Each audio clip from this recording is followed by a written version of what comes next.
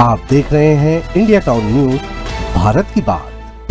नमस्कार, आप देख रहे हैं इंडिया टाउन न्यूज और मैं हूं आपके साथ मर्सी। स्वागत है आपका हमारे खास बुलेटिन राजनांदगांव की खबरों में। चलिए बुलेटिन की शुरुआत करते हैं मोहला मानपुर से। बता दें, मोहला मानपुर अंबागढ़ चौकी जिले के सीता गांव खेल मैदान में आज सुशासन तिहार के अंतर्गत एक भव्य समाधान शिविर का आयोजन किया गया। इस मौके पर छत्तीसगढ़ के मुख्यमंत्री विष्णुदेव साय और गृह मंत्री विजय शर्मा भी मौजूद रहे। यहां समाधान शिविर में सैकड़ों लोगों की समस्याओं का मौके पर ही समाधान किया गया। मुख्यमंत्री ने स्वयं जन शिकायतों को सुना और कई मुद्दों का तत्काल निराकरण किया।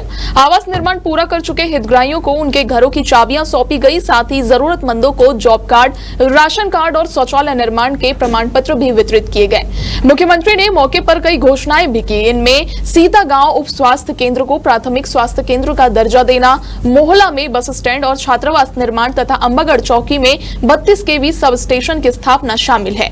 सरकार के इस जन कल्याणकारी पहल से ग्रामीणों में खुशी की लहर है। सुशासन तिहार के जरिए सरकार गांव-गांव तक जाकर लोगों तक योजनाओं का लाभ पहुंचा रही है। 1.5 साल में हम लोगों ने प्रयास किया है छत्तीसगढ़ के विकास के लिए, छत्तीसगढ़ की जनता के लिए, और जो मोदी की गारंटी में माननीय प्रधानमंत्री जी का जो वादा था छत्तीसगढ़ की जनता से, वो सबको जो हम लोगों ने पूरा किया है। आज जनता बहुत खुश है। सब हम लोगों को लोग आशीर्वाद दे रहे हैं कि आज जब से आप लोग सरकार में आए हैं, राशन भी ठीक मिल रहा है, बिजली भी ठीक है, पानी भी पहुंच रहा है। राजनांदगांव पुलिस ने एक आरोपी को गिरफ्तार कर जेल भेज दिया है, जिसने एक महिला के साथ छेड़छाड़ की और जान से मारने की नीयत से हमला किया था। आरोपी की पहचान राजू साहू के रूप में हुई है, जो ग्राम आलीखुटा का निवासी है। आरोपी ने 15 मई 2024 की रात करीब 2:30 बजे पीड़िता के होटल में घुसकर उसके साथ छेड़छाड़ की और जब पीड़िता ने इसका विरोध किया तो आरोपी ने उसके सिर पर एक बड़ा पत्थर मार दिया, जिससे पीड़िता गंभीर रूप से घायल हो गई। पीड़िता को इलाज के लिए मेडिकल कॉलेज अस्पताल पेंड्री में भर्ती कराया गया है। वहीं पुलिस अधीक्षक मोहित गर्ग के निर्देशन में पुलिस चौकी तुमड़ी बोर्ड ने आरोपी को गिरफ्तार कर लिया है और उसे न्यायिक रिमांड पर जेल भेज दिया गया है। इस कार्रवाई में चौकी प्रभारी दिलीप कुमार पटेल और उनकी टीम का सराहनीय योगदान रहा।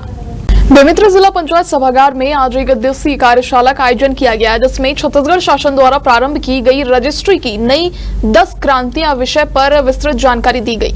वहीं कार्यक्रम में मुख्य अतिथि के रूप में प्रदेश के खाद्य मंत्री दयालदास बघेल उपस्थित थे। खाद्य मंत्री दयालदास बघेल ने अपने उद्बोधन में कहा कि मुख्यमंत्री विष्णुदेव साय और वित्त मंत्री ओपी चौधरी के नेतृत्व में प्रदेश सरकार ने नागरिकों की सुविधा को ध्यान में रखते हुए रजिस्ट्री की 10 क्रांतियां लागू की है। उन्होंने कहा कि इससे आमजन विशेषकर किसानों को बड़ी राहत मिलेगी। अब रजिस्ट्री और नामांतरण की प्रक्रिया पारदर्शी और सुगम होगी। मंत्री बघेल ने कहा कि यह ऐतिहासिक पहल है जो जमीनी स्तर पर प्रशासनिक सुधारों की दिशा में मील का पत्थर साबित होगी। आज के जो कार्यशाला जो है जो लगाई, इसके लिए मैं प्रदेश के हमारे मुखिया, हमारे यशस्वी मुख्यमंत्री सम्मानित विष्णुदेव साय जी का आभार व्यक्त करता हूं, जिन्होंने रजिस्ट्री पे 10 क्रांतिकारी कदम जो उठाए हैं वो आम जनों के लिए, किसान भाइयों के लिए बहुत ही हित में है। इसी के संबंध में आज कार्यशाला का आयोजन किया गया था।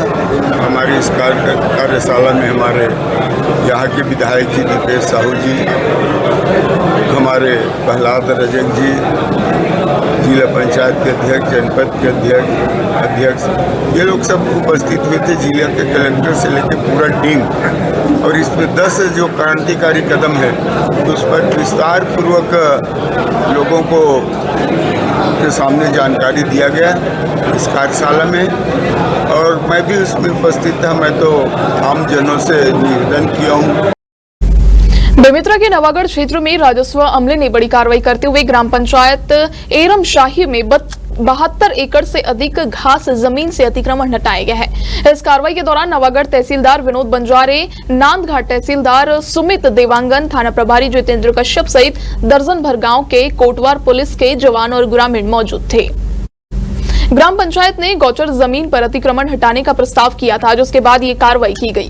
राजस्व अमले ने अतिक्रमणकारियों को जमीन खाली कराने का निर्देश दिया और अतिक्रमण हटाया।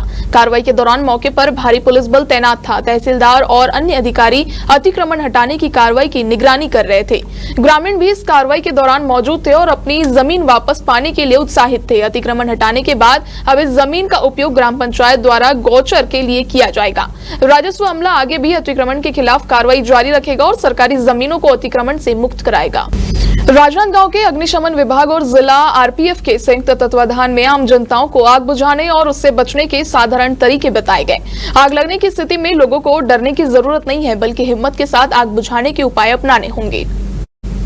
अग्निशमन विभाग और आरपीएफ द्वारा अग्निशमन जागरूकता अभियान चलाया गया, जिसमें आम नागरिकों को आग बुझाने के विभिन्न तरीकों की जानकारी दी गई।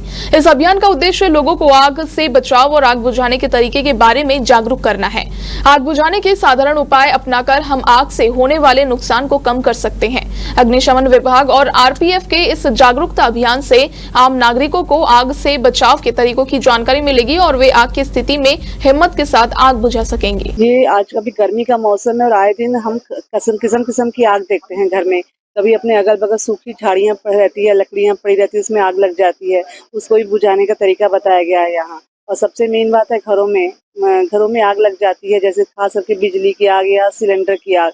और जो उस समय महिलाएं घर में अकेली होती है तो उसको किस तरीके से बुझाना चाहिए, ये यहाँ डेमोन्स्ट्रेशन दिया गया। अलग अलग तरीके से बताया गया है महिलाओं को। और कभी महिलाएं हैं, छोटे बच्चे हैं घर में, वो अकेले रहते हैं, तो उनको भी इस अलग अलग तरीके से बताया गया कि किस तरीके से आग बुझानी चाहिए। श्रीमान जिला सेनानी महोदय के निर्देश पे हम यहाँ आरपीएफ के टीम ने हमको बुलाया, जिसमें आके हमने उनको आग बुझाने के तरीके बताए। उसमें कौन कौन से फायर एक्सटिंग्विशर होता है, उसके प्रकार बताएं और उसको कैसे प्रचालन करते हैं, उसके बारे में हमने बताया। किन किन प्रक्रियाओं को बताया गया, कैसे कैसे आग पर काबू पाएगा? उसमें हम लोग ठोस, द्रव, गैस, तीनों प्रकार के आग को कैसे कैसे उसको बुझाना है उसके बारे में बताएं। आज हम लोग ने आग बुझाना सीखा, 2-3 तरीके से बताए। सीजी पुलिस है ना, और अब हम लोग अच्छे से सीख गए हैं आग बुझाना। कितने तरीके से? 2-3 तरीके से सीखे हैं। ब्लैंकेट से गिला, पहले ब्लैंकेट को गीला करना है, उसके बाद जहाँ वो आग निकल रही है उसी पे रख देना है, सिलेंडर पे रख देना है। और दूसरा है, आप बाल्टी को ढक सकते, खाली बाल्टी लाएं और उस पे सिलेंडर पे उसको ढके। जिला पंचायत खैरागढ़ छुईखदान गंडई के सामान्य सभा की बैठक आयोजित की गई। इस बैठक की अध्यक्षता प्रियंका खमहन ताम्रकार जिला पंचायत अध्यक्ष ने की। बैठक में विभिन्न विभागों के वरिष्ठ अधिकारी उपस्थित थे, जिसमें मुख्य कार्यपालन अधिकारी जिला पंचायत प्रेम कुमार पटेल, वन मंडल अधिकारी खैरागढ़ और अन्य विभागों के वरिष्ठ अधिकारी शामिल थे। बैठक में प्रमुख रूप से वन विभाग, शिक्षा विभाग, कृषि विभाग, उद्यानिकी विभाग, ग्रामीण यंत्री विभाग और अन्य विभाग की समीक्षा की गई। इसके अलावा एडीबी, खनिज विभागों की भी समीक्षा की गई। वहीं बैठक का उद्देश्य विभिन्न विभागों की योजनाओं और परियोजनाओं की समीक्षा करना और उनके क्रियान्वयन में सुधार लाना था। बैठक के लिए किए गए निर्णयों से क्षेत्र के विकास में मदद मिलेगी और लोगों की समस्याओं का समाधान होगा। राजनांदगांव में सुशासन तिहार के तहत विधानसभा अध्यक्ष डॉक्टर रमन सिंह ने मोतीपुर स्कूल मैदान में आयोजित कार्यक्रम में हिस्सा लिया। इस अवसर पर उन्होंने छत्तीसगढ़ महतारी की तैल चित्र पर दीप प्रज्वलित कर राजकीय गीत के कार्यक्रम की शुरुआत की। सुशासन तिहार का उद्देश्य आम जनताओं की समस्याओं का समाधान करना और सरकार की विभिन्न योजनाओं का लाभ पहुंचाना है। इस कार्यक्रम के माध्यम से सरकार और जनता के बीच की दूरी को कम करने का प्रयास किया जा रहा है। सुशासन तिहार पर विधानसभा अध्यक्ष डॉक्टर रमन सिंह की उपस्थिति से कार्यक्रम को नई ऊंचाइयां मिली है। इस अवसर पर विभिन्न कार्यक्रमों का आयोजन कर आम जनताओं को सरकार की योजनाओं का लाभ पहुंचाने का प्रयास किया गया। कार्यक्रम में विधानसभा अध्यक्ष डॉक्टर रमन सिंह के अलावा सांसद संतोष पांडे, महापौर राजनांदगांव मधुसूदन यादव, जिला भाजपा अध्यक्ष कोमल सिंह राजपूत, राजनांदगांव कलेक्टर सर्वेश्वर भूरे समेत तमाम कार्यकर्ता मौजूद थे।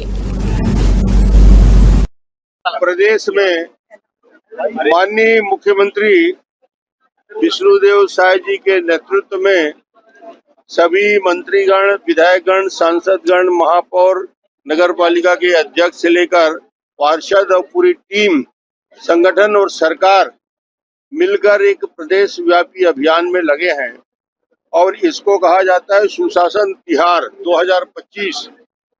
सुशासन तिहार 2025 में नीचे के गांव के छोटे छोटे समस्या, जैसे अविवादित खसरे के बंटवारा, लोगों के खाते के तोड़ने का काम, फौती उठाने का काम और उसके साथ साथ बिजली।